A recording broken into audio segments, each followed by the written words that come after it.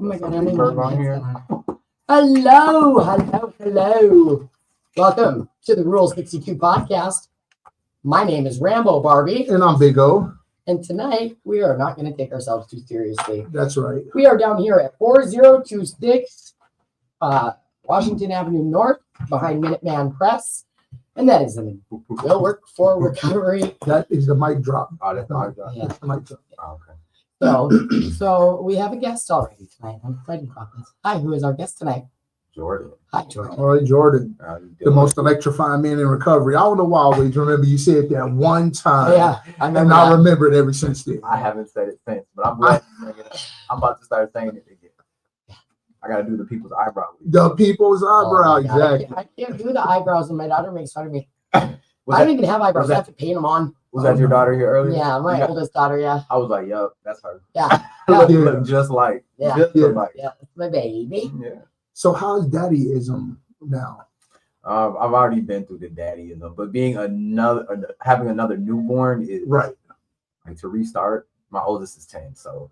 Oof. But So, oh, yeah. It's actually different because I'm completely sober, so it's a whole different experience. able to be present and all of that good stuff. Yeah, I am. I'm just like, and now I'm critiquing every little thing, trying to be a perfectionist when it's just like kind of hard to be. Like, Yeah, I don't want to be in a screen child. And it's like, dang, I'm sitting here Yeah, watching. but the hard TV. thing is though, is that like not only is everything like trying to go like digitized, Yeah, but like in preschool they're giving our babies tablets right off the bat. Right off the bat. that's another thing. It's like now I'm like, okay, well, daycare. I don't really like daycare, like because you just said like schools or daycare. Like I would love to homeschool my kids. I would love to be able to just not send my kid to daycare. Yeah. I'll be able to either have a family sustaining wages, so my wife could either stay home or I could be a stay-at-home dad. And it, when I was married and Get your daddy daycare thing going on. yeah, you could. Yeah. You really could. Yeah, when I was married, when my kids were young, I was a stay-at-home mom, Yeah, and my husband was a CNC machinist. What was it? Because he was. yeah. I like it. Yeah. I don't like it. Well, I mean, you moved on, I don't know if I really have though. So hey, I want to float an idea about you. What? You're not being loud enough. I know. I said I want to float an idea about you. Okay, what? So Sunday, Rich does a different Oh, that's right. topic every week. Yeah. And I was wondering what you think about our topic following their topic for Sunday. So whatever they're talking about Sunday, then we come on here and kind of continue the conversation. Okay. Yeah, Who you talking? we can give it a try. I mean, actually, all we need him for is to be like, yeah, what was your topic today? Yeah. But yeah, we can get him with some more participation in there. To be continued type thing. Yeah, to be continued. I just had the idea, so I want to throw it about you. Yeah, that's cool. Yeah. Tales of the Crypt. Oh, I remember that shit. I'm wondering what's going on with mine. Am I coming through clear? Not really. No. I didn't think so. Because You might have to move over there. How about now? Yeah, I'm a little bit. Yeah. I'm just gonna come in close. Yeah. So go ahead. So you know what the Rule 62 is? I did this one time, and I think you guys told me, but refresh my memory. It means don't take yourself too seriously. Cool. Because it's really easy to do that. Real easy. Explain that's what I was doing. Trying to be a perfectionist, taking everything so seriously. And it's Mhm. hard to do that or not do that in recovery, especially because the road I've come down. Go ahead. You know what's messed up? I mean, this just on some personal stuff. Yeah. I went to that mic because that mic is always good. Yeah. But I wanted to be able to have a personal moment if we're looking over and we're talking about something to be able to jive. Yeah. So yeah, I get stuck with it. All right. Try to Yeah. go over there. So that might- Nah, I could just project if I need to. I be trying to talk soft because I don't want to be like with people. Yeah. Because if I raise my, if I really talk regular, Yeah. people be like, I'm trying to put my Barry White voice on. "Oh, you be trying to do it." Dropped it. Stop it. Yeah, I've been taking myself way too seriously like at work. I was such a loser and such a, how do you say, like a degenerate. Like I didn't do nothing. I was the laziest tweaker. Like I was. I didn't. after I would get done getting high, I would go lay down for Yeah. a half hour. Like, don't touch me, don't talk to me, shut the lights off. But that says a lot about my ADHD. Long story longer. Yeah, it does. Yeah. Long story longer, like, I have this job now where, like, I only know being a junkie, losing my kids, or being in recovery and being in treatment. Yeah. Now being on the other side, being somebody that works at a treatment center, like, it's hard. It's and I take myself way too serious. I have these really ridiculously high expectations of myself. And when I don't meet certain requirements of myself, I get really down on myself. But super depressed, coming off sideways. Yeah. But you know what? They're probably reasonable goals. You know, they're reasonable. You know, so don't get too down on yourself. You know, I just get scared of going backwards, I think. Yeah. I don't think not reaching is going back. I just think that you hold, like you said, you hold yourself accountable. So you set that goal and you don't make it. Anybody's going to do that. Yeah. Anybody. And I was just thinking the same thing about your stuff. Like, it's such an honorable goal to want to be the best dad you can be, to not let her be exposed to different, you know, environments that is guaranteed to give. Yeah. So, you know, yay for the honorable shit, but it's still within that. Yeah. Because of the people we are, we can go to the extremes What? and get all wrapped up in it. It's so easy. I just don't want her to be everything that's what everybody else is being in society. Yeah. You know, I just want to give her a chance to be the best she can be, you know? Yeah. And I just gotta understand, like, sometimes that's just out of my control, especially with all of this in here. Like, I can't live off the grid. You know, I don't have to take us to an island and be like, no, you know, and I don't want to seclude her from that because there's beautiful things within technology. I just don't want her to be seeing a screen and being like, yeah, I'm into it. You know, I want interaction, because with my first son, man, I was like this, holding. Swear I was present. But now, you know, he has like a little speech impediment. And I take that personal, because it's like, maybe I didn't talk to him enough. Right.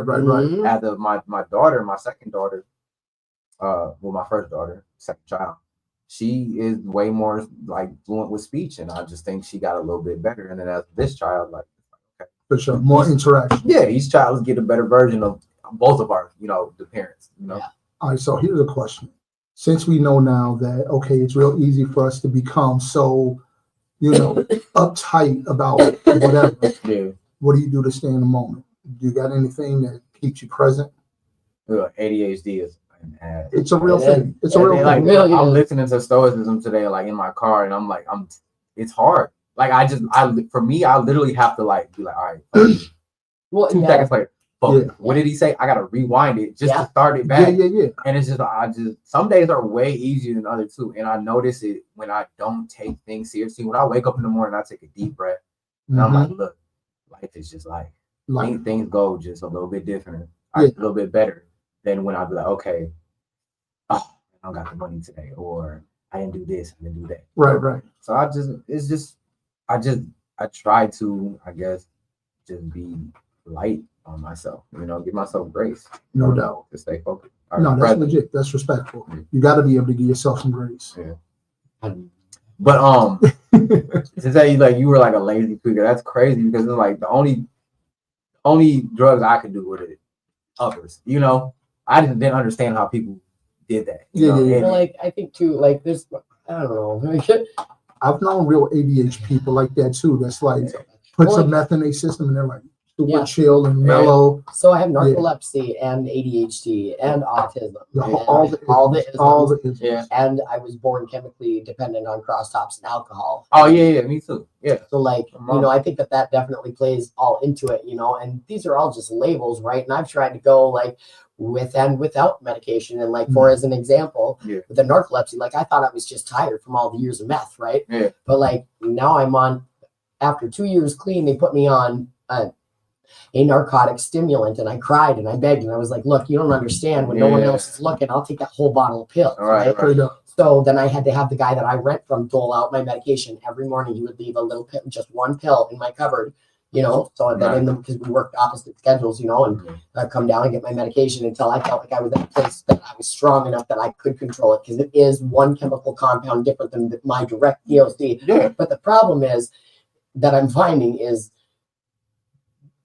the amphetamine makes it so that I don't have to knock out while I'm on an 8 to 10 hour shift. but I've noticed that I feel like a dry drug addict. So I have to keep myself in check. You know what I mean? Because like I'm a person, I don't like medications. And I have an adverse reaction to a lot of medications, but I do understand that they help and they are important for people. You know what I mean?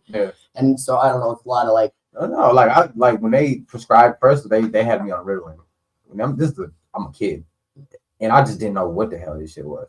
And then they put me on Adderall, and I get what it shit like slows you down. Yeah. I'm like, people do when I was on. They're like, "What's wrong with you today?" I'm just like, So when I'm on medication, people are like, "What's wrong with you?" Well, because I'm like chill. But the problem is that I also have narcolepsy. So if I take something that's primarily working on my ADHD, but it's countering my narcolepsy, like I'm constantly fighting being tired all the time.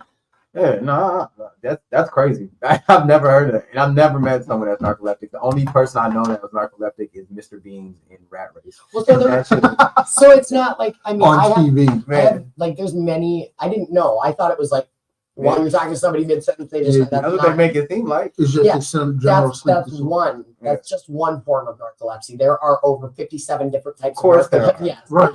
And so and there's this video I talked about it. I think last week there was this viral video of this lady, and she has narcolepsy with cataplexy, which means that like a system of your muscles will shut down if you get over whatever, if you have way too much whatever it is, right? So overstimulated. For her, it's if something is way too funny in her system overloads, she knocks out while she's laughing. That's not fair. Yeah, and then she'll pop back up, and then They don't have no orgasms or nothing. Pull it together, okay, that's clean. People have orgasms in real life. Orgasms, yeah. Well, eargasm. Yeah. Q-tips. Oh. You know, I can't stand when people's ears itch and they do that. Mm-hmm. Oh yeah. Get in there and get real sexy with it. Oh man. What about that Michael Jackson? You guys seen that movie yet? It's whack. I'm here to tell you, the Michael Jackson movie is whack. Crazy because it was great. Look, I'm gonna tell you something. I am the Michael Jackson fan who believe that if Michael Jackson touched something, it would light up just like in Billie Jean. And would have fought you if you said he didn't have superpowers. What I'm telling you is the movie was whack. The plot line moved along way too quickly. It was. I know. All right, so let me ask you this: so if it was so whack, you know they got number 2 coming out. Not gonna be seen. Oh yeah. However, this is what they did show. They made a real point of like the vitiligo. I didn't know that's what the name of the skin condition was. Look at even white people can get vitiligo. Yeah. I thought you would have turned black. So yeah, I wish. I wish, dude. That would be so much cooler if I was. Dalmatian. So they made that part clear. They made very clear like the emotional immaturity, because like apparently all the way up to Thriller, he was the biggest star on the planet, was still living at home with mom and dad. Well, yeah, because his parents friggin'. Yeah. So the emotional immaturity, the no human connection, those things they made crystal clear. Like, why is he like that? This is why. Right. They made that very clear. Yeah. Great for that part. But the plot progression was terrible. It was poor movie making. And if you had a chance to direct it, you would have done it better. I definitely would have. Okay. Everything would have lighted. Yeah, no reason, just touching shit, lighting it up. Why is that lighting up in the back? Mike got the Midas touch. If you don't know, you're not a Michael Jackson. I would have fought you for saying Mike couldn't light stuff up with his bare hands. Did they had a thing where who did Mike fight? What was it? Mike ain't fought nobody. I swear, no. There are 2 guys who fought someone. No, it wasn't Prince. It was someone like. No, Mike ain't fought nobody. I'm still mad. By the way, I'm still mad at Oprah Winfrey. When Oprah Winfrey, when I was little, Oprah Winfrey did an interview with Michael Jackson. I barely remember that. And she asked him some real like, who you having sex with? And Mike was obviously embarrassed. And I was like, I hate that. You know, I was gonna call her words right now, but I don't even know that woman to call her words. But I'm still beefing with Oprah behind it. Listen, that's how much of a Michael fan I was. Did you know that Snoop Dogg came out with a new video? I thought you was about to say out of the closet. I was about to say no, not Snoop. That's crazy. I'm sorry, people at home. I'm sorry. Snoop Dogg came out with a Tom Petty cover, and it's got the video was sick. I come flying down the stairs at Big O, and I was like, whoa! I was like, hey, saying all kinds of stuff. I called him right out. She was using the N-word and everything. Oh my God. I'm just playing. I did though. I know. I was trying to clean it up for you. I did though. But to be fair, I am his little sister. You are. That's right. I told somebody the other day, I was like, knock it off, or I'm gonna go get my big brother, and he will be mean to you. Very mean indeed. Yeah. Very mean. You don't want to meet my big brother. He's bigger than you. He'll So- hit you. That's crazy. Yeah. You guys do not need to be on. Yo, but you know what? They just feed off of each other. Yeah. Yeah, people are even saying, they're like, yo, you know, you guys don't need as many guests. Like, you guys chilling, just, yeah, we're I good. can see it. I was about to just fade to the back real quick. You know how Homer in the bushes? You know? Right, Yeah. So we are gonna ask you some questions. Yes. Oh, man. Freestyle. No, We it's were. fine. It was. We were. Yeah. We were for a while, but yeah. Now we're gonna get down to brass tacks. Okay. All right. What's going on? We're just going to jump in right there. All right. What are the biggest changes you want to make in regards to your addiction in the next 3 months? The biggest changes. The biggest changes. in regards to my addiction. Yeah. Or you know How what? about your recovery? You're 3 years in after that. So Yeah. yeah, your recovery, Okay. Yeah. because 3 years in, your answer going to be much different than 3 months in. Right. Yeah. Most definitely. I want to be more disciplined. Mhm. More direct, and I want to be more selfish. I want to say no a lot more. No is a Hey, complete sentence. No I have a is a hard time complete with you. sentence. For real, I really want to stop. And it's not even like a people pleasing thing. I guess it's just like I'm just so used to just being like, yeah, Mhm. you know, and I know I shouldn't. You know, Right. You got to protect your energy to a Yeah. degree. Yeah. You know, I want people to kind of be terrified to ask me something. Be like, he's known to say no. You know, like yeah, I mean, freeze up a little bit. I want people to be terrified to ask me things, but not for that reason. No, like I'm just like it's not. He's a yes man. You know, like yeah. So. Nah, so I mean, I'm like that too. I'm real easygoing, man. I'll give people so many leeways. Yeah.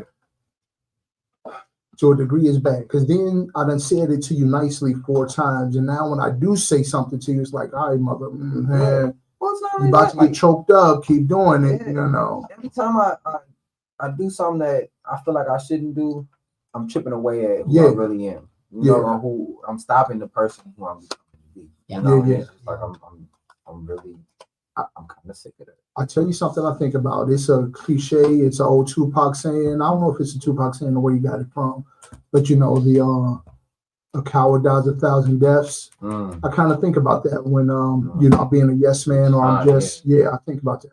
Oh, Like, you know, and it really started to hurt. it does. After It really does. my eyes were open after this addiction thing. You know, I didn't really care when I was walking around high. Like, obviously, y'all know, like, you really care about it. Yep. You know, and Right. it's just like whatever, blah blah blah. Go to work, use a job, get it back. You know. So Now it's like, dang, I gotta live with this. I gotta die 1,000 times. You know. Yeah. Let me pick this knife up and use it. So where inside of you do you think that comes from? The willingness to set yourself on fire to keep other people warm. I've heard it said that way too. Honestly, I think it's just from EJ, by the way.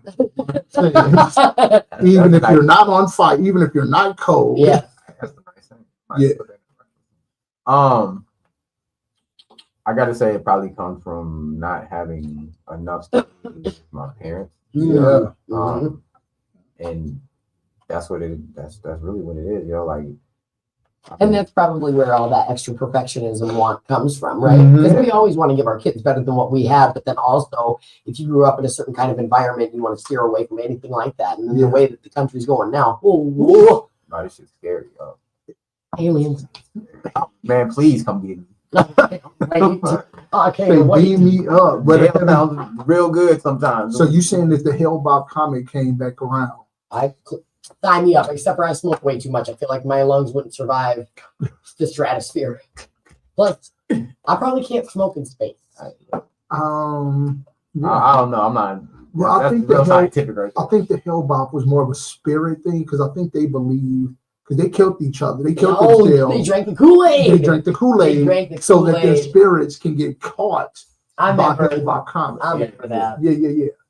Don't drink the Kool-Aid. I want to have I Coke. don't know. It's great. You know, you can't even resist. Is that a bad thing? What? You That I want to have a Coke one day. Yeah. I mean, you know what? People, whoever the hell they are, they say that AA, NA, GA, all the A's, yeah, whatever, Freemason or not, I don't care. I mean, whatever. At the end of the day, it's all the same, man. In America, just one big cult. I mean, we're all sectioned off in this group. Right. Humanity is a cult in itself. We're all sectioned off in this stuff. We are. The great othering. Yeah. And what you doing over there? It's weird. Just don't worry about it. I like being You won't understand it. I like being the weird. You gotta be the weird. Everybody's normal. You gotta stand up. Let me see what Red wants. Oh, are you checking phones right now? Do we have other? Yes, we do. And I know Yeah. we had a guy that was gonna tell us when we had like 5 minutes left or whatever, because like we try to give each of our guests like I will 15, check when 20 I minutes finish or with the whatever. podcast. You've seen the show. You've been on. Yeah, just one.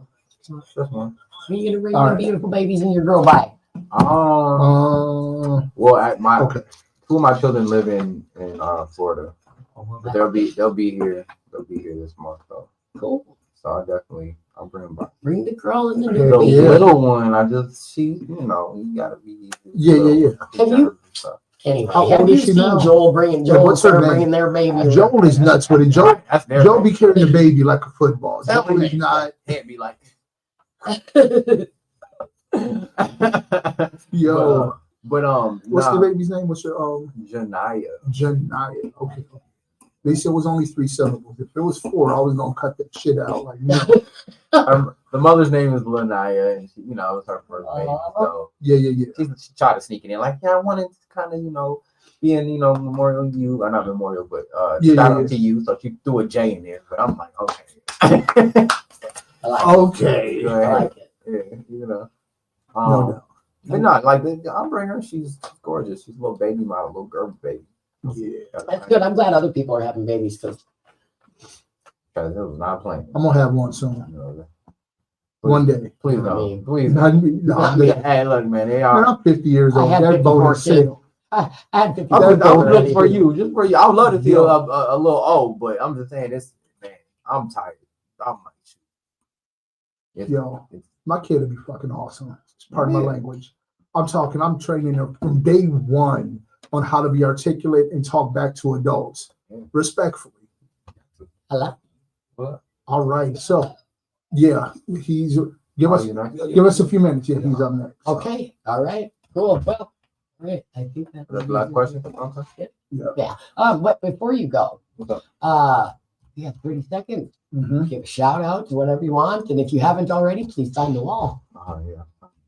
I just want to shout out to anybody out there just working on their for the days, 24 hours. Just keep going. It's worth it. It's more than worth it. It's better on this side. It is. I never thought I could make it. I did. So if you ever are having doubts, just reach out. Show yourself some grace. Tell yourself you are loved and you love yourself. Mm-hmm. So you have to. Yeah. Okay, cool. Thanks for coming on the show. Most definitely. Thanks for having me. Yeah, Hear yourself saying something bad about yourself. Talk back to yourself and be like, hey, man, don't be talking about me like that. Right. If you see that man in the mirror, I'm looking at the man in the mirror. I'm asking him to change his ways. And no message could have been any clearer. If you want to make the world a better place, take a look at yourself and then make that change. Woo! all right, y'all. I'm out. All right, Bye. All right. send that gentleman in, please. Guys. Cool. I love that. You have a little montage. Yeah. So pause was the conversation this past week. Oh, Post acute acute withdrawal syndrome. So things that are not down. Go ahead and put a headset on. Sure. I think we should ask the gentleman a couple of questions about it and see where that goes. Yeah. What you think? Okay. Absolutely. We're gonna start it off like that. You're gonna want to get your mouth real close to the mic. Sure. Hello. Who have we got on our show tonight? I'm Nick. Hi, Nick. How you doing? Oh, better than I deserve most of the time. I think. Ooh, that's a good answer. Me too. That's a good answer. Yeah. Yeah. So a lot of people correct me when I say that. Though, oh no, you deserve the absolute best. Well, no, Yeah. I don't know that deserve and Right, best go right, together, yeah. but I'm working on it. Yeah, if I was doing any better for Yo. two of me. Oh yeah, I like that. Sometimes I be tripping. Sometimes I get the best. I got so many people that love me. I keep saying it, and I be tripping. Like, do I deserve that? Yeah. Maybe not, because as you know, I am a piece of not stuff, good smelling stuff to people. You know, Sometimes me too. even recently, like 4 years sober, bro, it gets ugly sometimes. Yeah, You know, it just sucks less. yeah, it definitely sucks less. Yeah. So do you know what the Rule 62 means in AA? I do not. It means don't take yourself too seriously. That's a good one. Yeah, it is. Yeah, it is. I live by that. Hey, I might tattoo that on me. Yeah, I know, right? It's a good one. I Yeah, know. you seem to have a lot of them. yeah. I got the room for a 62. Okay. You know what? I finally got a handheld black light. You know that. Yeah. I have face tattoos, Yeah. but they're black lights, so you can't. Oh, see it. really? Yeah, That's pretty dope. I know. Yeah. I love it. He's like, don't encourage her. I'm gonna get my whole face Justin Bieber. Oh, straight Hell on. yeah. Yeah, because they're black light, and they don't only show up in the black light, and I'm never in one very often. So, I'm sorry. This is the last time tonight. Hello. I am busy right now, but in a little bit. on the show right now. Anyway, so on this show, have you seen our show before? I've seen your show. Yeah. Yeah. Yeah. Okay, cool. Yeah. Well, Willworks really got it going on out here. yeah. I love this place. I know. I've seen you around here for years. Yeah. Yeah. This place is like, About 40 minutes. you know, but with the reading tonight, that's why I never went to meetings. That's why I never did any of that stuff. I thought it was just a bunch of people white knuckling in a room. And, you know. Nah, this place has been fun, man. Yeah. This place has been instrumental to my whole Same. well-being, for real. Same. Yeah. Yes. Have you experienced any positive, good vibes in other meetings? I mean, we know Willwork give good vibes. I ain't gonna lie to you. I've only been to 2 other meetings. Okay, Two where are times. those? Just 2 times. Where are those I at? went to 2218 and I went to an Al-Anon. I'm not sure which one, you know. Okay. But I went to a different one because a buddy of mine was there. And, Okay. I talked about really, honestly, this is the first meeting I ever went to. And Okay. it's the only meeting I've ever been to. Yeah, Really, you know, this place got me, you know. Right. Yeah, me too. I wrote a poem for 40 Yeah. for these guys and gave it to them. It's called Willworks, you know. Oh. I don't know if they read it or what they did with it. But I gave it to I them. think it used to be on the door at the old place, wasn't it? I don't Because you know. did it a long time ago, right? Yeah. Yeah, it used to be on the door when you would come in. Mhm. I remember that. Well, we can't wait to hear the one you got for us tonight. Oh, I got my story. I wrote my story. See, I told my story one time, and like it was the first time I told my story. Right? Yeah. I didn't know what I was doing, and I don't know. You guys probably know. We tell your stories. It's intense. Yeah. It's intense. It's intense, man. And you know, the thing is, like, God bless the people that stuck around, but man, I was talking for hours. You know, I ain't having rehearsed. I didn't know what I was doing. You know, but I think it's your obligation in recovery to tell your story. You know, so I got, you know, I did what I do, and I put it in a form of a poem, and you know, just to short it down that way. I could get it all together real quick, you know. I like that. Yeah, you said it's about 5 minutes. About 5 minutes. I read it once. About What you 5 think? minutes. We got it. Yeah, we got The that. floor is yours whenever you're Yeah. ready for it. Short enough. I'm Okay. excited. Me too. It's called a testament of resilience. I shall have questions afterwards, just so you know. I'll read it slow for you because I'm pretty sure you will. All right. It's a testament of resilience by Nick G. In a prison cell, my journey began. Born to a gangster, a life so unplanned. As a child, I shielded my siblings from pain, but in doing so, scars etched in me remain. Abused and violated, my innocence lost. Those who should have cared, their love had a cost. They forced me to speak and to relive the pain, yet all I yearned for was to be normal again. Talk about it, they said, with judgment in their eyes, labeling me different, the words of disguise. Medicated and monitored my mind under their gaze. My pleas to be left alone was lost in the haze. School became a dream, torn away. Hospitals and group homes is where I was made to stay. I rebelled against their control and their disdain, just longing for a childhood free from the strain. Yeah. Given away, discarded, a problem anew. To others, I was tainted, a burden they to shoe. No trusted adults, I ran and I fled in the streets and the alleys. My rest was so red. Juvenile detention, psychiatric wards were my fate. A life of crime, my only escape. Loneliness consumed me. I miss my family at home. My little brother's love never to disown. The monster I saved him from all those years past, perhaps that's why our bond was forever last. From the age of 10, my streets were my domain until the son from his mother, never to come home again. Prison walls embraced me before adulthood's dawn. A system corrected, but what for I was torn.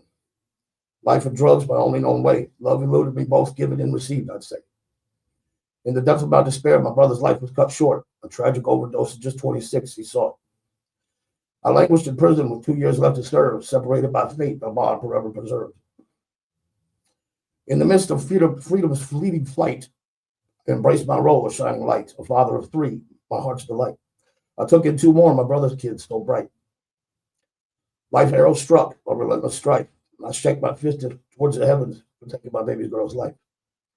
Deep in a prison cell, I grieved and I cried. Child Protective Services found me there barely alive. My youngest they took in their decree, changed his name, bestowed another, a mystery. In prison, we were both mother and I, deemed unfit parents. That was their reason why. Hopeless, I stood to no recourse to pursue, powerless to alter what they chose to do. Years slipped by like sand through my hand, missed moments with my children, life's demand. Hope flickers within, a fleeting plea. May they not catch the same path that shadows me. With yearning hearts, I pray that they will find a bridge to our bond, fate intertwined. May they seek solace in love's embrace, rekindle ties, no time to erase. But though my past may cast a shadow long, love's redemption can right what was wrong. In the depths of hope, I fervently pray that one day my children will come my way. My soul grew hard and trusted in no one but kin. Guns, drugs, and lust became my deadly sin. Gang affiliation, a substitute for family's embrace.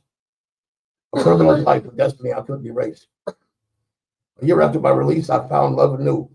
My soulmate, my partner, my best friend, so true. We stood side by side through thick and thin, married in the darkness where forbidden love begins. Yet our paths diverged, we both faced the law. I robbed banks and she stole drugs, the consequences we saw. But even time couldn't erase the ties that remained. Her release came early, but tragically soon stained. Before I walked free, she was taken from this earth, murdered and lost, a heartbreaking immeasurable worth. Behind bars, I've suffered more loss and more pain, but it was God and God only that kept me sane. Though his shadows of my life, his light shone bright, guiding me forward through the darkness of night. Though my choices led me astray, I'm still here today, a survivor of life's intricate ballet. Regrets haunt my past as I ponder the past. Yet I am who I am, the die has been cast. Though my journey is tumultuous, rife with strife, I wonder what if in another life. But what if they listen? Let me be a childhood so unburdened, living life carefree. If my path be diverged, led to something new, a different story, a life less askew. In this poem of hardship, loss, and regret, I find solace in knowing that I won't forget. For every twist and every turn and every heartache and strife, I am a testament to the resilience of life. I absolutely love that. Absolutely loved every moment of it. That was incredible. That's a lot of my story too, and I think some of yours as well. Yeah. And that's the really cool thing about recovery is that so many different facets each one of us face throughout our life, and we can be a different kind of saving grace for somebody else. You know, I don't always understand the shit that I'm going through, right? And I think to myself, like, why did this happen or whatever? Like losing my kids, right? And like every step I should have been gaining, I was losing, right? And I was like, I'm educated. I've beaten CPS before. Yeah. I got this, right? Yeah. And then 12 different reasons came, and I was like, I don't understand why this ain't sticking, right? 10 years, 11 years later, like, it's like, oh, because now I get to touch the lives and help other mothers, right? And having my daughter here tonight, Amen. I saw her outside, and I told her years ago. She told me. Yeah. And now, Good for you. and now years and years later, she gets to see me with mine when I didn't think that would happen. Not even yet, you know? And for her to look at me with tears in her eyes and say, oh my God, that gives me hope. That gives me goosebumps, because I had to have somebody like that too. I had to have somebody that I looked at, that I admired. Amen. And I went, I might be able to do that if I just keep coming back here. Yeah. That's exactly why I'm here. You know, it's somebody's story to change it might not change my life at that moment, but it changed my whole life, period. You know, a seed was planted. It gave me a reason to look at things differently. Yeah. And you know, May 21st of 2022 is when I started this recovery thing, and it's been a rough ride. But we're like months apart, me and you. yeah, but It's February 22nd. but it's that story that pulled me this way, you know. Mhm. So a part in the poem that really hit me was when you mentioned that you had taken in. No. It started with the light of your life, the joy of your life being your children. Mhm. Then you got blessed by being able to be there for your brother's children. Mhm. And then Laura says, beautiful. taken away. And you know When I shook my fist towards heaven. Is that what you're talking about? yeah, that whole contrast of it being your light, then you know more coming that allowed you to be a blessing to those children, and then having them taken away. Sure. I felt you in that moment. I knew there was a lot of pain still in you behind that. Yeah, there is. It's that's the first time I've actually read it, and I actually like totally broke down. It's a hard read. Yeah, Yeah. it felt like Yeah. it. I stopped writing because my writing would be used against me in courts of law. So like my husband used it as ammo against me. And so I stopped writing. But also the things that I was writing after I lost my kids and my living self for a minute, It's it was dark. It was so dark. It's such a powerful tool though, even when it's dark. Like at one point I was so crazy with it, I would just write AH, like I'm spelling out and I just do that for a whole page on some real like powerless to the world crazy, and I need to get it out somehow. That's powerful. Putting here, that's creation really, in my opinion. Sure. You know what I'm saying? And it gives you an opportunity to look at your own thoughts from a third party perspective so that you know you can give yourself feedback like, oh, that's stupid as hell right there. Or oh, I'm onto something right there. Yeah, journaling, if you don't journal out there world, I strongly suggest you give it a try. Mm-hmm. Yeah, I do too. It's really crazy because I don't, but I think I've been thinking about it lately. I do know that there is something to that, right? But like, I don't like a paper trail, and I don't like evidence. I really don't. Everybody's got their own thing, you know. This is my thing, it's just something I do, like the treatment that I was at, man, the first one that I went to, I did the same thing. I wrote a poem for the owner and gave it to him. Usually I don't like give copies, people say, oh, can I have a copy? No, sorry, because I don't want to. That's soul right there. Yeah, for sure. And so, but like Will Works, the coverage, I gave them all, you can do whatever you want to. Yeah, Will work in the recovery gym, saved my ass. And tapestry, yeah. Crystal's, shout out to everybody over there. Man. Shout out to Crystal Hill, man. She saved my life. On behalf of me and Barbie, I just really want to thank you for blessing us with that one here tonight. For sure. That was fantastic. That was incredible. I'm definitely going to star this one because I'm a sucker for poetry and anything that has real. Me too. Oh yeah, we forgot to give. Anything that's like. Thank you guys. Because you're right. Your story is important. Your voice matters. It's valid, right? Yeah. And like, I think that you, Big O, said it last week to somebody, like, you don't know, like one thing can change the trajectory. One thing that you say, just you showing up can be that moment that helps somebody else when they couldn't see it before. Right. I don't care what your story is or what it's going to touch somebody and it's going to change somebody's life. I guarantee it. It's an obligation. Somebody is dying. That's to have a chance to hear something that will save their life from only you. Yeah, that's why I try to show up and be pleasant and be smiling at people and get to know people even when I don't want to. Because man, when I first came to work for recovery, when it was down the street here, that helped so much, man. People be like, hey, remember my name and inviting me to do stuff. Man, that saves just my even life. as simple. That's why I'm so aloof and ADHD and all over the place when I hear, but I try to even recognize I know the ones that have been around, but it can be really intimidating coming into a place as crazy as it looks in here. It can be intimidating. It can be. But it was intimidating to me, When I walked in this place, I wasn't as intimidated, because it's like a living room. Yeah. That's what it is. And like I tell the people that's brand new in this, there's a whole community of people that give a shit about you. They don't even know you yet. Yes. And it's, it's right here in the rest of these rooms, Yes. Absolutely. You're right. And so I'm not from this state. In my first 24 hours in the state, my husband broke my nose, took what he wanted, had the kids taken, told on me and told on himself. Now, no one has them right. It's been a long drawn out thing and I helped assist in losing all the things. but like I'm not from here, right? He erased everything out of my Google account, disabled my legacy contacts on Facebook, and wiped everything out. Took the car, the cards, the money. I had no way to contact anyone, and I'm from Washington. Sounds like everybody in my circle. So, right, because it's never your enemies that get you. It's always your own people. Always your Right? own people. Yep. So my first 24 hours in the state, like I didn't, my kids and my husband gone in a matter of minutes. And I'm in a strange state that I've never really been to much. I knew that if I found a meeting and a church, whether I'm religious or in it or not, if I found a meeting and or a church, I could find one or and the other would follow, and I would be okay. And especially in Minnesota. I got a question for you, Barbie. I don't know if you did it on purpose, but just now when you were talking, you was like he took what he wanted, and within it was all very informative, but it wasn't the level of like trauma dump you've done in the past. Was that on purpose, or was that just a natural growth? Natural growth. I've been struggling with the husband crap's been popping up. I know. That's why I'm asking. I was hoping it was on purpose, but I would say, I don't know, because I don't know. I've been spiraling because I found out yesterday that I don't have insurance, even though $500 is coming out of every single check that I have for insurance that they told me I'm not covered under. So I no longer have my medication that I need because they wanted $589.99 for 30 days of fake amphetamines. That's The narcolepsy that I apparently have. I don't. Sorry, I didn't mean to laugh. I thought you had an accent. You would say it wasn't. Because he was my husband. Right. It took me a minute. Yeah. I don't care when you get it. I just care that you get it. Yeah, I thought you had an accent. No, you would say it wasn't. That's funny. Hey, man, thanks for having me on here, guys. Absolutely. Yep. I am absolutely just thrilled about that poem, and I hope with all my hope that we get to hear some more from you, and I hope that you come back on the show and share that with us. I'd love to. Yeah. And I got your number, man. Yeah, definitely give me a call. Yeah. Cool. Yeah. Yep.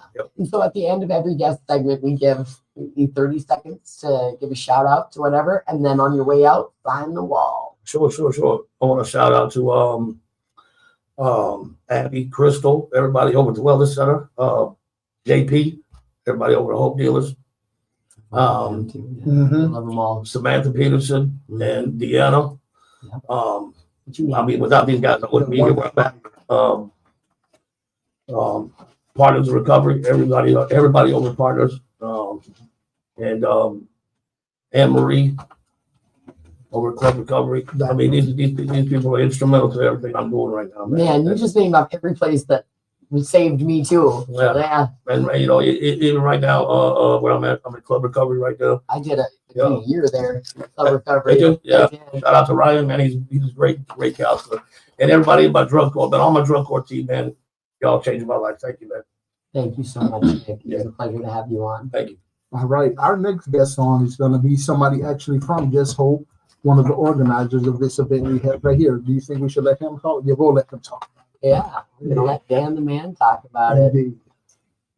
Hello, Dan. You look like you've been busy. Working a lot, huh? Working hard. Working hard or hardly working? I'm working hard. Yeah. You look like you've been working a lot. Yeah. What up, Dan? How's it going? You got to get your mouth real close to that mic. Okay. Yeah. So how you been since minute? I've been good. All right, brother. Yeah. So, and I know you've been on the show before. Not this podcast. You haven't been on ours? Nope. I know, that's why I got him. I was like, Oh, okay. I've been a frequent flyer on the other one. Okay. So this is the Rule 62 podcast. Do you know what the Rule 62 in AA means? Don't take yourself so seriously. Yes, but that's the one. That is the one. I do work in an AA program. Yeah. But I do a lot in I'm a firm believer if it's got an A in it, I don't care where you get to recovery, just get some recovery. Yeah. Get some recovery. Yeah. I do CMA, NA, AA. I do a lot of the A's. Yeah, I do too. Yeah. I didn't have one dope man, so I'm not gonna have one recovery program. That part. I love that you said that. Yeah, because that's true. And I've been thinking about going to a couple of other different A's, but for one, I never really have time to carve that out. But come check out Monday night downtown Illinois, 520 North Robert Street.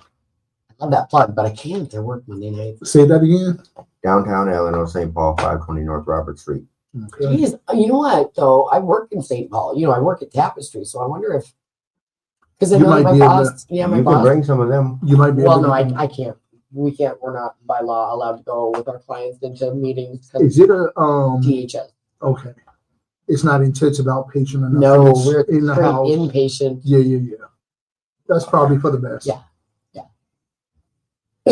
So what's new? I'm working a full-time job now, along with Just Hope. So I'm a full-time framer. My free time after that goes to Just Hope. Yep. You do a lot of outreach too, right? I do. Yeah, you do. Yeah, you do. My life is completely recovery. You got to be, man. You got to be. You got to be involved as much as possible. You know, many meetings, lots of contacts. It's absolutely imperative. I don't know if it's so much. You know, I've come together a few 24 hours. You know, meetings aren't my go-to thing anymore. Yeah. You know, when I came to these rooms, I was facing 10 years in prison. Right. You know, I remember when Will Work was at the old spot. I live out in Rosemount, and I was taking an Uber from Rosemount. I call that place Rose Grand. I was taking an Uber out to the meeting, and I remember Carolyn was like, "Hey, do you need a ride home?" And I'm like, "I don't think you're gonna get me a ride home where I live," you know. But at that time, I was doing like 6 meetings a week. Yeah. You know. Yeah. Yeah, you and I were both there like every night. Yeah. I wasn't really, when I came into these rooms, I wasn't ready to get clean. You know, I didn't know if I wanted to. I knew I didn't want to go to prison. Yeah. But something happened. You know. So talk about that. I was just about to say, what happened? You know, they talk about this osmosis thing. You know, you can't just get clean by constantly going to meet. But like for me, what happened is like I didn't. You know, I wanted to do whatever the courts wanted me to do for a period of time. You know, until they got off my back and I could go back to doing what I wanted to do. Right. You know, that's all I knew. Yeah. You know, all I knew was drugs and alcohol and the lifestyle. Yep. We were just talking about that a little bit earlier. Yep. And I accepted it for a long time that was going to be my life. That's what I was going to be. Yeah. I used to say it was a family tradition in my family to become an addict and go to prison. I've heard you say that before. Yeah. But something happened. You know, I kept coming around. You know, kept coming back. Kept going to meetings like this, like to the Monday night one, downtown Alano, the fellowship, and I started to meet people who were just as crazy as I was, you know, but they're clean. Yeah. And it was like, hey, I can get behind this, you know. That sponsors, that was out of the question at first. Wasn't gonna do this. I got to tell another man about all the messed up stuff I did. Nope, not at all. Well, what changed that? What was it that changed that? Because I do know that you do work a good program. I mean, I don't know personally, obviously. I'm not. What changed that is when I finally realized that I wanted to stay clean. You know, I wanted to live a better life. That's what I had to do. Yeah. You know, I went to any lengths to get high. That part. Okay. Got to go to any lengths to get clean. So if I'm gonna stay clean, not just get clean, right? Getting clean is easy. Yeah. It's staying clean. You're right. Staying clean is what's hard. That's right. I used to say that all the time. I'm gonna stay clean. Easier to stay straight to get straight. Yeah. You know, I got to do what other people did. Yes. You know, I had to get uncomfortable. You know, I had to find another man who I could get vulnerable with. Yeah. You know, who I could tell these things and isn't gonna judge me, isn't gonna use it against me. Yeah. And when I found that and started working steps, started doing the inventory, started looking, you know, that these people that I had resentment for were sick people themselves, you know, and would I treat a sick friend that way, you know? Right. Yeah. And I wouldn't, you know. Right. So it's like I started working steps. I'm a firm believer in the 4th step. Okay. Yeah. I stay with the package in my car. You know, it's become a joke. You know, people have get upset. I'm like, you need a worksheet on that? You know, my sponsor is a 4th step guru. My grand sponsor is also a 4th step guru. He's been on the other podcast quite a few times. Yeah. And so like doing that inventory and figuring out, you know, my sponsor talks about the smoke alarm. Okay, the smoke alarm goes off, right? What you could do is you could just unplug the smoke alarm and it stops, right? But what I need to do is I need to find the fire and I need to put the fire out. Yeah. Say that. Because get ahead of the problem. I can take the smoke alarm off and take the batteries out, you know, because we're addicts. We've all done that. Yeah. Or cover it up with a baggie, you know. But the fire. But then the fire's still burning over here. And if I don't find that fire, I don't care how many batteries are in the smoke alarm. I'm still going to get burnt. Yeah. You know. And so, like, that's what I had to learn how to do is figure out where that fire was coming from and what I can do to change it. Yeah. You know. But don't get me wrong, man. Life's life, right? Yeah. I talked about it earlier today at the 5 o'clock meeting. You know, life still shows up. Yeah. You know, I still got character defects I deal with. You know, the one I'm dealing with, you know, recently is control. Okay, I like to be in control, right? I know I did a third step, you know, a solid third step, right? Which made my fourth step and fifth step a lot easier, right? Because I turned my will and my power, over, you know, my life over to Mr. Wizard, right? I call my higher power Mr. I was just about to say, Mr. Wizard. I know who your sponsor is. So I got a little over 2 years clean, and I still have a problem with the word God, right? I do too. Okay. I don't know why. Mr. Wizard does magic, and I can't explain how that magic works, okay? But it works. Mr. Wizard. Mr. Wizard. So I call him Mr. Wizard. Okay. Okay. He does magic in my life and other people's lives. Okay. If you turn your will and your life over to him and you believe him and you trust him, he will do magic in your life. Mr. Wizard. Okay. So I call my sponsor Mr. Or, you know, Definitely my higher power that. Mr. Wizard. I love that. You know, but like the control thing, right? And so I started a new job, right? And I got a history, so I'm a framer. Okay. I build houses. I used to do that stuff. Okay. I'm going to be doing some of that next week. Framing and finishing. Yeah, doing some stuff. You know what I'm saying? 10 to 12 years roughly in my addiction. I was a framer. Okay. Yeah. I ran a crew, had my own LLC. I was pretty, you know, on the outside, I was doing good, right? Yeah. But I had control for a while there. And then I get into this company here, you know. What do you mean you had control for a while? Like I was the boss. You were the boss. That's what I thought you I was were. the boss. I had control of what went on, right? I got out of the industry for a while. I got into the, you know, recovery industry for a little while. Was a tech at a treatment center. That didn't work out. That balance thing that they talk about in the rooms, I still don't understand that yet. I'm facing that so bad. You right sighed now. so deep. Just I don't get that balance yet. Okay. I went and did remodeling for a little bit. Then I got an opportunity to go back to framing. A friend of mine in the rooms runs a crew of all people in recovery.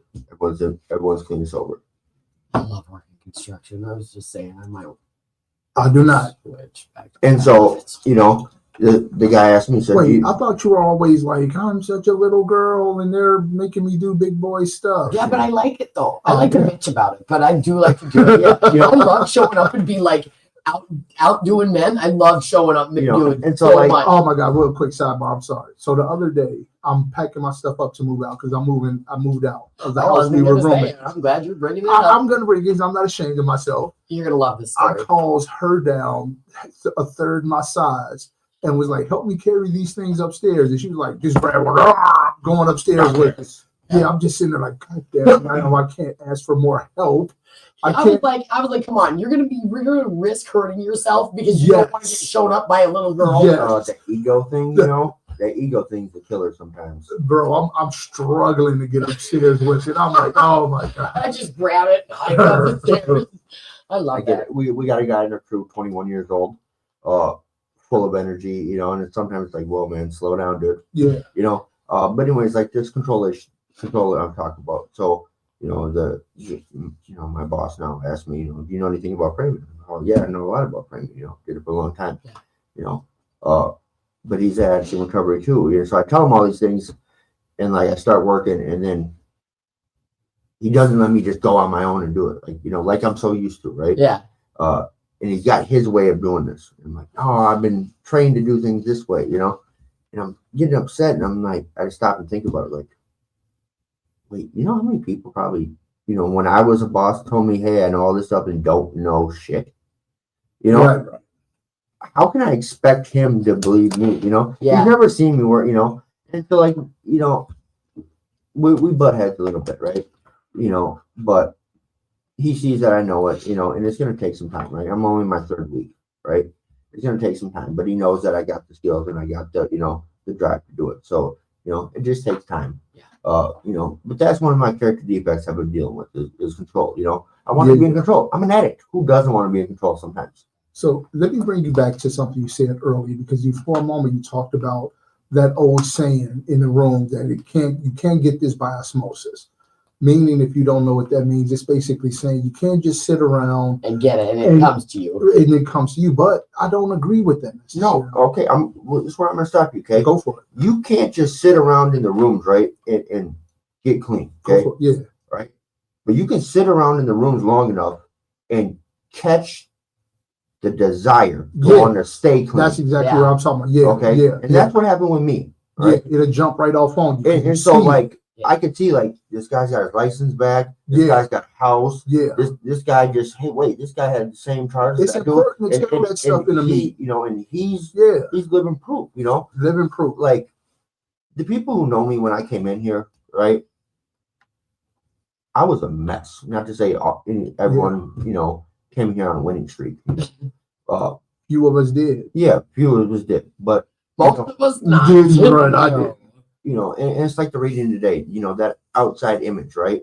Yeah. My outside image matched my inside, how I felt. Yes. I was a wreck on the outside and I was a wreck on the inside. Yeah. I didn't know how to deal with life.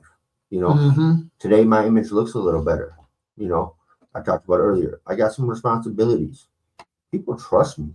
Yeah. It's a weird feeling. Ain't it beautiful? I got keys to buildings that the people know about. Hey, look, my brother be making fun of me about that. Be like, you said you got keys to shit and whatnot. Like, bro, like, why are you saying like it's a bad thing? People trust me. They let me be in charge of other. Come on, right? Go. Meetings let me take their money to go pay for events and stuff, and I come back with the change and the receipt. Say that, yeah. And that's a new thing for me. Yeah. Straight up, because like I got pulled over in the work vehicle, right? And I was real quick, I was working a shift I don't ordinarily work. I work the second shift, right? So in the morning, I'm usually asleep. They needed help in the morning. So it's 8 a.m. and I'm about to drive from deep in St. Paul, like the outside of St. Paul, to Mankato to go pick someone up out of the jail at 8 a.m. So I'm not on my regular time. I have narcolepsy, which that's a whole nother thing. And my schedule is all weird. I had drug-induced narcolepsy back in the day. It was weird. So then, yeah. No matter how much drugs I did, I just randomly fall asleep driving. And all sorts of Well, that sticks around sometimes. Yes. Anyway, so long story longer, I'm like trying to psych myself up, and I'm having my first cigarette of the day. I get gas at the pump, I pay with the company card, and I'm in one of the big vans that says, "Tell me how I'm driving," And so, because I'm not a jerk, I go in the park. Because I'm not a jerk when I'm done fueling up, and I never went inside the gas station, which I think was the weird part. Anyway, long story longest, I go to park because I'm not a jerk, so that somebody else can get gas. And I'm like zipping back and forth, like I'm trying to psych myself up and have a conversation. I jump a couple of times and I'm like trying to wake myself up and have my cigarette, right? And I go to get into the vehicle and this big RoboCop comes up to me and she's like, "What are you doing? I need you to step away." And immediately like the street and a little bit of thug in me started to come out. And I started but then I looked down and I saw my badge that has the name of the place that I got clean at and that I get to work at. My 7-time felony having ass gets to work a DHS job that saved my life. Like I can feel that. Like when I got the job at a treatment center, right? I'm still on probation, right? Same. I got a 2nd-degree drug charge, that I'm on probation for. And I got approved for a set aside. Yeah. To work with I was like, yeah. See, my background still hasn't come back yet. I'm getting there. Tell me my higher power can't do something, right? I'm really scared. Tell me your higher power can't do something, right? If you believe, in it and you put the effort to it, I was freshly a year clean and I got to work at one of the roughest treatment centers out there, Which one? Twin Town. Twin Town. I knew you was going to say Twin Town. Because the only reason I know is because ours is the other roughest one. Yeah, we call yours Tapestry. It is. Everyone calls it Tapestry. Yeah. Yeah, I went through Twin Town, so I know. Yeah. Twin. Something, whatever you. But so say your higher power can't do something, you ain't believing in them, my first big realization of what the program of recovery can do, right? I'm not going to say the program Alcoholics Anonymous program or narcotics. The program of recovery, Yes. Right. would do for you is October 24th, 2024, right? That was my sentencing day. I signed the papers for a mandatory commitment 75. Anyone who's been in jail before knows when you go to court and you're the last person to go up in front of the judge, Yeah, you're not coming back out. You're going to jail. Yeah, you right? done seen a couple of people already get sent to, The guy before me got 144 month sentence. You know, the judge has been kicked off at everyone else, right? And I get a downward disposition for probation for 3 years with 88 months over my head. Woo. Say my God can't do something. Woo. Yeah, that's crazy. That's Right? crazy. You know, God, I'm still on probation for a domestic. I will be off paper for the first time in my life. I always forget. October 24th to 2027. I always forget that you are a male abuser. I am not. I know, I'm just joking. Self-defender, but I do participate in violent activities. I used to, yeah. It's not funny, but Some people enjoy that. we laugh Yeah. about it anyway. We do, yeah. Yeah. I have to say it that way because I feel like it's good defense. Then dudes don't want to hang out with me because a lot of dudes try, and I'm just like, no, I stab dudes. Yeah. Some I enjoy don't. that. I don't, but No, she Some enjoy doesn't. that. yeah, I don't. Do we have any more? What? Yes, the questions. I don't know. Questions. I don't know. That's why It's that time. It's 9 o'clock. It is 9 o'clock. I do want to ask just a random, dumb, just frivolous question because Pick a number 1 through 100. yeah, pick a number 1 through 100. Let's all do the good old 69. 69. Okay, number. Pretty sure I already know the 69. question it is. What is it then? I can't remember. It's been a while since I've been on. What is your favorite tradition or holiday? Tradition or holiday? No, it's gonna be so. I'm a fat kid at heart, so my favorite holiday, right, is gonna be Thanksgiving. Yeah. You know. Well, But if we want to talk like the traditions as in program wise, it would be the 4th tradition. Okay. Each group should be autonomous, accepting matters affecting other groups as a whole. The reason I like that, right? This was one I tried recovery first, right? Years ago. At 18, I thought it was you go to treatment and you're cured, you know. That's what I thought. And I went to Yeah. a couple meetings Yeah. after that, right? And like I remember like my first meeting, I was like, these people are weird. I don't understand it, right? And I didn't go back. Okay. Oh, but every meeting doesn't have to be the same. As long as there's a strong message carried, right? mhm. And it doesn't affect the program as a whole, it is okay. So like I come to this meeting, I remember my first time I walked in, I'm like, this looks like my dope man's garage, you know, like all this stuff on the wall, you know, the Monday night meeting I chair. That's a wild meeting, right? We average. What do you chair on Monday? CMA. Yeah. CMA. I love the CMA meetings. I thought you were going to say. I brought one into Meadow Creek. So we average probably 50 to 70 people a week. I've heard it's got a good It's an awesome meeting. Yeah. Where is it at? 520 North Robert Street. in St. Paul. I was Yeah, that's listening. like I was right listening. I was Right listening street from earlier. my when you said work, actually. Yeah. Oh my God, is that me? Hey, real quick, before we get going. So the loose topic that we didn't stick to We at did all not. tonight We did not was at all. paused. That's post-acute withdrawal syndrome for those out there who don't know what that is. You have any experience with pause? Like what was that you can think of or name? I can't really say I did. So I would say I was fortunate. Like when I came in, like I didn't go to treatment right away. I got to like detox in jail where I had no choice, right? Mhm. So like the post-acute withdrawal syndrome, like I didn't really, you know, it wasn't there for me, you know, for a while. I did notice that once. No irritability. Ooh, let me give you a good example of mine because it kind of relates to what we was talking about earlier. When about osmosis and the jumping off on you. When I first came here, a part of my use is extreme focus on my own shame, right? So I come into the rooms and the lingering effect of my use is that sense of I don't belong here. These people don't really like me. they're talking shit about me right now as I speak. Yeah. And that lingered for a long time. And the thing that got me out of it was keep coming around, letting people get to know me, and people telling me they love me, showing me that they love me. And then the lie couldn't exist in face of the reality. So it went away. But that was my main pause, was, that lingering effect of the ism. I to be honest, I can't really say. Maybe I did, maybe I didn't experience. Okay, I don't know, right? Yeah. I'm a firm believer, and don't get me wrong, other people I get it, other people deal with issues, right? But I'm a firm believer that if I wake up every day and I tell myself I'm going to have a good day, and I make sure I have a good day. Yeah. It's a good day to have a good day. This like depression and anxiety thing, you could ask me this day, I couldn't tell you if I've ever experienced it. I don't know what it is. I don't understand. Maybe I have. I just don't know the feeling. I don't know what to put a name on it, because I wake up and I say I'm gonna have a good day today, and I make sure I have a good day. Okay, and if life shows up and life starts lifing, I push through and I make sure my day is still good. Mm-hmm. Right. So I just kept pushing through. Like the irritability. Who's not irritable if you're in jail? Okay. Okay, but what about when you're super irritable and you're in recovery? Because now, listen, I want to bring you back. I know we're way over time and I don't even care.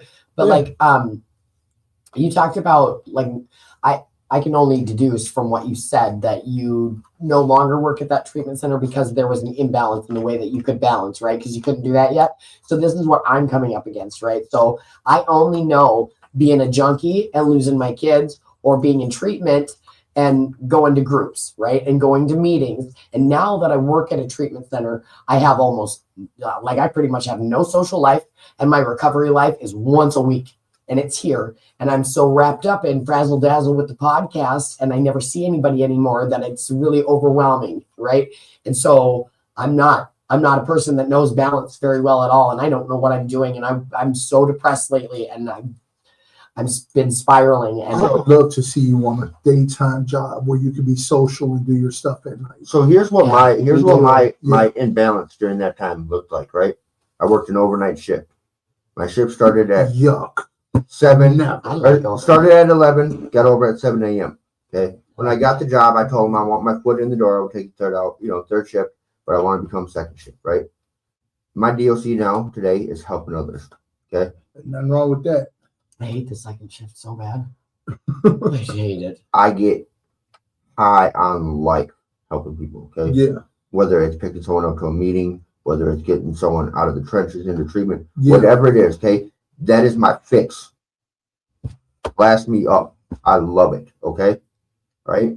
So I was going into work at 6:30 in the afternoon, so I could learn how second shift worked. And then I would leave at about 7 in the morning. Okay. Sometimes working doubles. I would go take a quick little 2-hour cat nap in the closet of the nonprofit that I'm part of, and then I would get up and I would do that. Okay. Because helping people made me feel good. And that's the only way I'm going to stay clean. So that's also what I'm coming up against, though, is that so on the second shift, it's where everybody's done with their groups, and they come to you, right? And I know that I'm making a huge impact in some of these people's lives, right? I always think I'm not that whatever, right? And You're not that right. Important. Just remember that. Right. And I keep that all the time, right? Because I know I'm not, but now I'm starting to see these other girls with what do you guys mean by that? What do I mean by that, right? If you get your ego too big, you're gonna fall. Okay, so that's something exactly. That's something my sponsor jokes about, right? It's an inside joke between our sponsor group and a bunch of people. I'm not that important, right? I'm not, though. And it's because true. Here's the thing. I'm an addict, and when I get a little bit of ego, I will take it to the moon. Yeah, right? Me too. Me too. And if I start thinking I'm doing super good, I can my life up real quick. Right. I spoke on that tonight a little bit. It's really easy. And that's I don't want it misconstrued that that's what I think, because I don't. But yeah. But I can see these girls lately, especially, and there's even because I work with LGBTQIA too. Yeah. There are people that I am starting to see look at me like I looked at people with hopeful eyes. Yes. And they know that I know many of them aren't going to get it, but that's why I keep coming back for the second shift, is because that's where I'm effective. right? Exactly. And that's where I get my feel good too, is making you feel better. Like there's this one person in particular, and they're constantly wanting to leave, right? And she's scared, and she's never been in a treatment before. And like I have a harder time relating to that because I'm like a seasoned, weathered drug treatment veteran, right? But I remember the first couple of times. I remember being scared, right? And so I take the extra time with those clients, right? And there's been so many times where they'll be like, oh my gosh, you know what? Hey Barbie, I'm still here. Hey, you know, because I have every other weekend off, and this girl was gonna leave every day, was gonna leave. She finally gets to graduate our program. And I don't want to like say that, like, because I'm not taking the accolades for it, right? But I know that I planted a bit of hope in her that she did not prior have and couldn't see. And I watched this girl get to like build on that. Yeah, and that's my feel good. But also I'm struggling because I'm not doing the same for myself. Truth, right? And you know, there is also like the reason I originally took offense to it so quickly is because, you know, when you are like you, like me, like you, when you're out here and you're being a part and you're being of service and you're doing more stuff, people do look up to you. You know, people. It can be a lot, though. It can be a lot. It can be. Like sometimes I don't even want to come, but then some newcomer said to me, "Hey, are you going to be at the meeting? I'm getting my clean time," and it's important to them that I'm there. Yes, you know, so I show up because that's a responsibility. Yeah, you are. You know, like so when I got my first sponsee, right? He was like, "Hey, I don't know what I'm doing. Will you help me?" I'm like, "Listen, I don't know what I'm doing. Let's figure this out together." You know, that's why I always tell people, bro, I am an active crazy person. You know, I still don't know balance, so maybe I'm not the person to talk to. Okay. Well, because like it is, I will say it is getting better. Okay, I do make it home at a decent time, and I do spend time with the fiance. You know, and I try to spend some more time with the kids. You know. See, I'm just not doing any of that at all. Like all I do is work, sleep, and cry. Straight up, is work, sleep, and cry. Well, maybe that's what you need right now. Maybe it is. You know, the world wouldn't know how much of a sweetheart you are based on how you uncomfortable represent feeling. yourself. It's that uncomfortable feeling that's going to make you comfortable. God, I am terribly lonely and terribly uncomfortable lately, and I am so sad all the time. I just hate my life, and I'm thinking, like, is it worth it? And every single day I keep telling myself, yes. And then a person that we know that is, I know, you know, and he's really struggling right now. And he straight up told me yesterday, he's like, hey, he goes, you know what, though? I know you as an active addict. And he said, no matter what, your life now is worlds better. He's like, could you imagine if you started messing up? And I don't have the desire to use, you know, but the addict in my brain keeps telling me, like, I'm on medical meth because I have narcolepsy, right? And they want $589 for a prescription, 1 month bottle. And my brain immediately went, $600. You could go buy a year's worth of supply of meth and be fine. Would it really be a year's worth? No. No. And it would be gone. And so would my hair, and like, so would my self-respect and self-esteem. I got really good in my recovery at playing the tape forward, right? You know, in my addiction, I pretty much knew what the outcome was. And I was like, fast forward, let's just go to it, you know. And now I will play it, right? Don't get me wrong. I'm an addict, okay? I would love to do a hot reel and act like a fool for a week, right? Yeah. Okay. But I can't. Yeah. No, right? I can't. That's I know it's not going to be a one-time thing. Yeah. Right. That part. Yeah. And everything got built, right? That's what saved me earlier too. I knew it wasn't going to be a one-time thing if I did. Yes. Yeah. And what I've built so far in these 29 months, I believe I got it. You know, it's amazing. Okay. Yeah. 29 months, roughly 29 months. December 13th, 2023 is my clean date. So roughly 29 months, right? I've achieved more than I've achieved in, 30 years of my life. Whole life, yeah. You know, right? Yeah. Like, that's a fact. This recovery thing is amazing and beautiful. Yeah. You know, I got to bring a friend today, celebrating 24 hours. Bridget brought somebody up here today that was supposed to be like, here, meet your new sponsor. And she was throwing them at me, and I totally didn't meet that person tonight. And I just realized it just now. Well, I know. You better come back. Come correct. You just get right. Keep coming back. Yeah. but life's good, man. Yeah. You know, I feel for you, Jay. Just figure it out. You know, it may take a while. You know, I'm quick to like, I'm a drug addict, so I want shit now. I want to Yeah. feel better now, Yeah. and it's hard when you've never done certain things before and you want to be efficient, and I'm just so that, hard on that myself. control issue. Yeah, Right? I do Right. bad. So like, And this whole doing better with life thing, it's new. It's a practice. It is, and I'm a self-sabotager. And we're clumsy at it so Yeah. far. So, Yeah. so like prime example, right?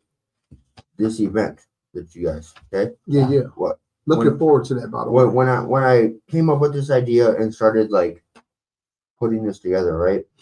I had an idea of what it was going to be, where it was going to be, right? And I picked a location, and it didn't work out. And like, I'm not a big person to pray, right? For all the people out there who do, more power to you. Pray for me. It's still hard for me to do, right? But I didn't know where the location was going to be. I didn't know what was going to happen. You know, that we were going to have to cancel this event. Driving down the highway one day, and I'm just stopped. Mr. Wizard, just Mr. I Wizard. love it. just please help me with this. You know, I know I don't do this very often. This isn't one of them foxhole prayers. Just help me with it. Give me guidance. Help me with this. I'm leaving it in your hands. Within a week, it was like a domino effect of location, boom, here, like Venue, the thing. yeah, the venue, the people, like it just. Mr. Wizard heard me call out. He answered my prayers. And Right? so many people have their hands in this already, and like I hear people talking about it all over, and like people are excited Listen, about this. I had a buddy call me last week and was like, "Guess where I just saw your flyer?" And I'm like, "Where?" He's like, "In a tobacco store in Maplewood." Hey. Yeah, word's getting around, dude. Like, It's gonna be big. I can't wait. so this started. We're getting a little over. So I'll explain about this event and how this came to. Yeah, break it down. Okay, so I'm part of a car. Car audio. First, real quick, what is the event and when is the event? So, So- we can get that out there. Well, let me get to it because it'll get to it. Okay. So I'm part of a car audio. There's a group, right? process here. There's So a Okay. I'm process. part of a car audio group, okay? And we meet on Saturdays and we bump our super loud music. It's part of my music therapy. Okay, when life is life, and I'll get in my car and I turn my radio up. Yeah. For sure. And what you guys may think is loud is not what I think is loud. okay? All right. My stereo isn't loud to me, but to you guys are probably like, what the Well, hell? we do know Rob, so Yeah, we know Rob's So right. like Rob's part of our little group, okay? And he's so an we enter in base competitions in North Dakota. so like we were getting together and I was like, hey, would you guys help me out if I came up with like a recovery car show? If we did like a recovery car show base show. Yeah. And someone asked like, yeah, let's put it together. So Just Hope, for everyone who knows about Just Hope, had a event, a dance party. And I went there and I said, hey man, I got an idea. So I want to do a car show, a big one called Hot Rods for Hope. And they were like, thank you, tell me about it. Yeah. So I told them Yeah. about it, right? And what started as a mustard seed is now a mustard tree. Yes. Okay. So what Hot Rods for Hope is going to be, is not going to be, this is going to become an annual thing. Okay. It is a car show, a bike show, and a car audio competition. Okay. And a resource fair. So it is like a mini walk for recovery with cars, bikes, and loud music. Yeah. 50-50 raffle, tons of awesome raffle prizes. Yeah. We have an awesome DJ who's bringing out Who you DJing for you? DJ St. Trip. Okay. He opened up for Twista about a month ago. DJ, who? I'm sorry. St. Trip. I And- thought you were going to say one of the usual bunch from the recovery community. No, he reached out, but he was a little late. Right. But DJ St. Trip in recovery also. He does a lot for the community. Okay. But we got some What day is it again? May 16th. If you are bringing a car to register, prefer you get there around 10:30 to make sure you get a spot. Spectators show up at noon. Like I said, it's a $10 suggested donation at the door. If you're entering your vehicle, there will be trophies for first, second, and third, best car, best bike, And for the car audio competition, there's $20 registration for all show cars. There will be food there. There's going to be numerous organizations. Will Work for Recovery is one of them. Yeah. Who are going to be there, you know, passing out resources and stuff like that. It's going to be a crazy event, like awesome. We have roughly space for 257 cars. My issue I'm running into right now is I think we're going to run out of space for vehicles. I just had another car club reach out to me this week. He's going to bring, they do a bunch of like high-end tuner cars. They're going to bring that out. DJ St. Trip is involved with some lowrider clubs, and he's going to have some lowriders come out. We all know the recovery community is just loaded with bikes. Yeah. So that's going to be a thing. And like, I got probably 30 or more of my recovery base heads, you know, are people who are, you know, my base head friends who are coming out. People with crazy builds, you know. We got people coming from down from Duluth, up from Rochester, you know. It's just going to be an amazing time, you know. If you want to get out and do some service, you know, help guide some cars, help clean up, you know, things like that. Please feel free to reach out to me. You know, And you're on Purdam Mac, yeah? Yep. Facebook. You can also put it in my email on there if you want. You know what? I'll And what's connect your with email? you. My email, Daniel.Mac, spelled like the truck, not like the cheese. At just hope. AL or EL? No, DANIEL Like the truck, not like the cheese. MACK Dot what? I'm sorry. dot MACK No, not a capital. MACK. at justhopemn.org. Yeah. And you know me, I'm always down for some service work. So Yeah. anything I can do when it's time. Yeah. Yeah, I'll definitely be there. We, like I said, we got some gift cards to some really nice restaurants. We got some car audio equipment going up a raffle. I think we're doing a 55-inch TV, a laptop. I need a 55. Oh. No, you don't. No, I don't. I'm not even It's and plenty. We got about a dozen AMSOIL car wash decal kits, you know. And there's gonna be even more. It's gonna be amazing. I believe the mermaid is doing walking tacos for food. I'm not 100% sure. I love fucking tacos. Yeah. Straw. What time? What is midnight? I mean, not midnight. Gopher State. Gopher State. That is the weekend after. Okay, that's what I was gonna say. Are you guys clashing? Because that would be crazy. Too much competition. Nope. Okay, good. You did that well. Planned that Yeah, well. playing that well. I'm a board member at the local Alano Club, so I have to be at Gopher State. I will be there all weekend. Nice. So come check out the downtown Alano suite. We will be having Costco cake and White Castles. Oh. Saturday we will be having tons of White Castles. Tons.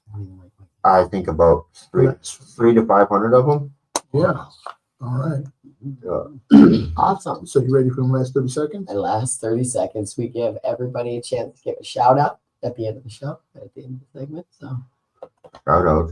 I just want to give a shout out to recovery. You know, Yeah, thank you. like shout out to recovery. Will Work for Recovery. Just Hope. Shout out to my recovery family. I would not be here without you guys. You know, I'm truly grateful for you guys to, you know, guide me in my journey and trust, you know, in me, because like I said, I'm an addict. I have, you know, my first thought is not always the best thought. Yeah. And, you know, to believe in me, which is a new thing in my life, you know, people to believe in me, you know, Yeah. it actually helped me in this journey. So yeah, shout out to my recovery family. Shout out to, you know, my recovery network. Shout out to recovery in general. Yeah. Awesome. Thanks for coming on the show, Dan. Thank you for Pleasure having to me. See you. Yeah. Always a pleasure to be seen and not heard. Yeah, that's right. Well, I don't know. I like what you have. I want to I'm shout not out that me. special. I want to shout out me for putting in all this hard work. No, I'm just playing. Bring your ego. No, I'm just playing. I'm just playing. Pull the string back down. Fucking cut the line. No, I do. I want to also shout out the recovery community. All you people out there that What are. do you mean, you people? He said that to you, right? Yeah, now. he did. Yeah, he did. All the people out there that you know, struggling and fighting to have a better life, it's worth it. You know, when you're starting to think that, you know, it's not worth it and you're wondering when is it going to get better, I want you to know the hard work you're putting in is worth it. And there is a life worth living on the other side. We just got to stay the course. That's right. Yeah. Before I give a shout out, real quick, I am desperately asking for help. Talk about it. I have $300 worth of car parts sitting in the living room. I am not a car person, and I don't have a lot of money, but I am willing to pay somebody if they can actually are willing to commit to and Man. will help me. I will What other pay. parts? So I got Well, I shocks. better talk to you offline. Shock My old lady insurance. might get mad if I'm fixing someone else's car for hers. I'm just kidding. What Barbie, are I they? got it, Shock guy. struts. My- And I know, but I don't need more tweakers working on my shit. If I wanted another He's- tweaker, I would go tweak on it myself. He's good. Oh, Though. so then that gets me up Ah. to stage. Look, you know the life we've led. I know the people, right? So you need struts and But stuff. he's I good. have them. I have shock struts and the sway bar links. I ordered all the parts, and I even got the triple crown tool set.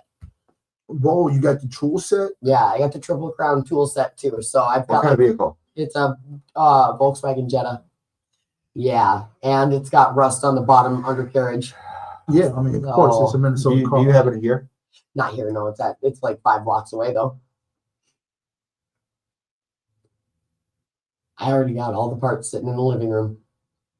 You got my number. Call me. All right, I will. We'll see if I can squeeze you in. Okay. Yeah. All right. Cool. Can't But promise get your anything. car, Okay. your girl car first, because we don't Yeah. want no Oh, blood I on don't her. need no Her problem. car just came out the shop. Oh, She just broke a strut the other day. oh yeah. Yeah, She mine are like melted down around the arm of the. It's so bad. Yeah, the drive is crazy scary. But it drives. It, And just, you know. it sounds like a metal coil spring being ripped over more metal. Yeah. And the, Yeah. the shocks Hey, and it strut gets shit. you to It's meetings, doing- doesn't it? No, I don't drive it. Yeah, no, It's it's not rough, drivable it's right now. rough. It's so bad. I mean, I've driven some. Listen, I bought a car that the whole control arm was rusted out, and I welded the control arm to the car, so there was no suspension in the front Yeah. driver's side. Because Just once a it break, rigid- it would be like down the road, and I just took a plate, Yeah. jacked it up, welded it up. It was like riding a hardtail Harley in a car. It's nice. I love it. Well, yeah. Okay. I'm gonna hit you up. Yeah. All right, we'll see what we can do. All right. Well, TV land, Mhm. we're off. Bye. Bye.